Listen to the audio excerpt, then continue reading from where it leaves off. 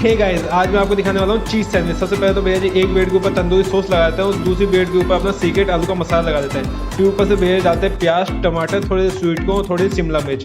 उसको अच्छे से फैलाने के बाद भैया जी इसके ऊपर डाल देते हैं ओरिगेनो और थोड़ी सी मेयोनीज डालने के बाद उसके ऊपर डाल देते हैं भैया जी खूब सारा चीज़। और चीज़ डालने के बाद भैया जी इसको माइक्रोवेव में थोड़ी देर बेक होने के लिए रख देते हैं और थोड़ी देर में अपना जो चीज़ सैंडविच है वो बेक होकर अपने सामने आ जाता है। और भैया जी इसको कट करके आपको चिप्स और अपनी थोड़ी सी स्पेशल चटनी के साथ आपको इसको सर्व कर देते हैं। तो thank you so much guys for watching.